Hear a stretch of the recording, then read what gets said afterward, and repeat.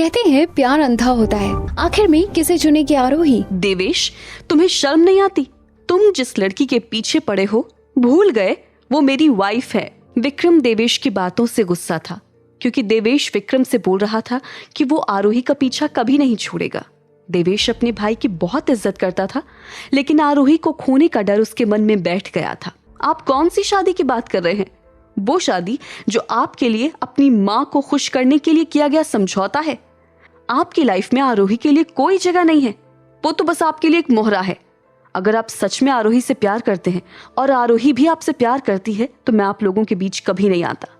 लेकिन ऐसा कुछ नहीं है। देवेश ने आज तक कभी विक्रम से ऐसे बात नहीं की थी। वैसे तो विक्रम अपनी जिंदगी में किसी भी परेशानी से डरता नहीं था, लेकिन देवेश की बातों से विक्रम परेशान हो जाता था। इसका कारण ये था कि विक्रम जब भी आरोही को अपने पास देखता था, तो या तो वो डरी हुई रहती थी या उससे बहस कर लेती थी। पर जब आरोही देवेश के साथ होती थी, तो विक्रम को बहुत रिलैक्स और काम नजर आती थी। अभी जब देवेश ने विक्रम से कहा कि अगर आप लोगों के बीच सब ठीक होता तो मैं आप लोगों के बीच नहीं आता, विक्रम के कानों में देवेश की ये बात गूंजने लगी।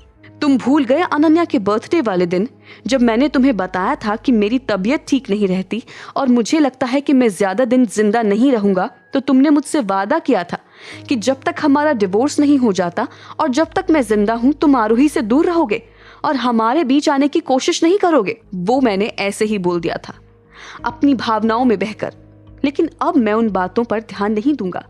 देवेश ने जब विक्रम से अपनी बात कही, तो उसके दिमाग में उसी समय कुछ और भी चल रहा था।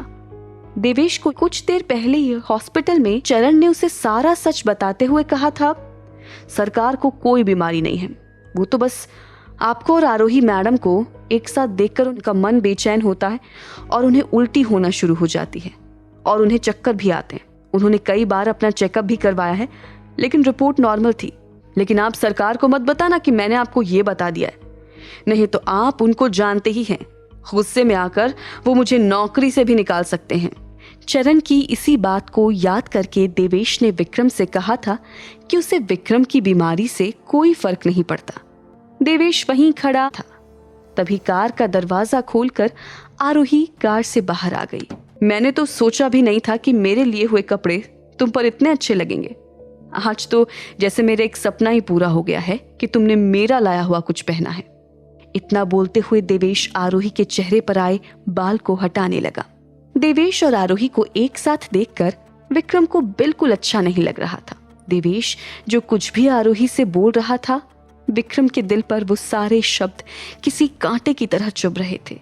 उसके दिल में फिर से वैसा ही दर्द महसूस होने लगा, जिसकी वजह से विक्रम को लगता था कि वो बीमार है। विक्रम को उन दोनों का साथ बिल्कुल भी बर्दाश्त नहीं हो रहा था।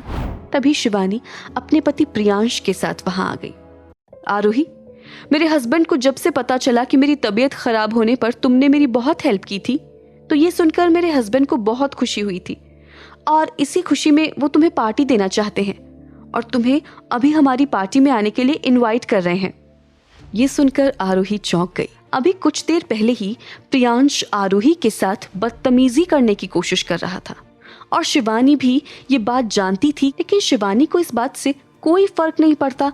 यहाँ तक कि शिवानी ने उसे ये तक कहा था कि अब से उन दोनों का कोई लेना देना नहीं है। लेकिन अभी शिवानी बिल्कुल नॉर्मल लग रही थी। आरोही को समझ नहीं आ रहा था कि शिवानी ने तब किया था वो नाटक था या अभी जो कर रही है वो नाटक है। आरोही ने अपना मन बना लिया था कि वो उस पार्टी में नहीं जाएगी। तुम्हें कंपनी देने के लिए हमने देवेश को भी इनवाइट किया है, वो भी आज इस पार्टी में आएगा। देवेश का चेहरा देखने के बाद आरोही पार्टी में आने के लिए मान गई। आरोही ने अपने मन में सोचा कि अगर पार्टी में प्रियांश या शिवानी ने फिर से उसे कोई नुकसान पहुंचाने की कोशिश की, तो देवेश उसे बचा लेगा। उसके अलावा आरोही को ये भी पता करना था कि आखिर शिवानी का मकसद क्या है। इस पार्टी में कुछ ना कुछ तो जरूर पता चलेगा। हम दोनों अपनी गाड़ी से आगे बढ़ रहे हैं, तुम हम दोनों को फॉलो कर लो, हम सब सीधा पार्टी वेन्यू पर ही चलते हैं। शिवानी की बात सुनकर आरोही के मन में एक और सवाल आ रहा था कि क्या शिवानी पहले से देवेश को जानती है। देवेश और आरोही कार में बैठे। आरोही कार की बैक सीट पर बैठी हुई थी। देवेश अभी कार स्टार्ट करने ही वाला था, तभी कार का दरवाजा खोलकर विक्रम कार के अंदर आकर आरोही की साइड में बैठ गया। आप यहाँ क्या कर रहे हैं? शिवानी ने मुझे और आरोही को इनवाइट किया है। आप भी वहीं थे, लेकिन आपको इनवाइट नहीं किया उसने। इसका कुछ तो कारण होगा। मैं अपनी वाइफ के साथ पार्टी में जा रहा हूँ। अगर तुम्हें इस बात से कोई प्रॉब्लम है तो इसमें मैं कुछ नहीं कर सकता। देवेश की आंखों में कुछ ना कर पाने की मजबूरी साफ दिखाई दे रही थी। शिवानी और प्रियांश दोनों अपनी गाड़ी में बैठ गए। आखिर प्रियांश क्यों आरोही को पार्टी में ले जाना चाहता था? शिवानी और प्रियांश दोनों मिलकर आरोही के खिलाफ क्या साजिश कर रहे थे? आरोही क्या शिवानी के इरादों के बारे में कुछ जान पाएगी?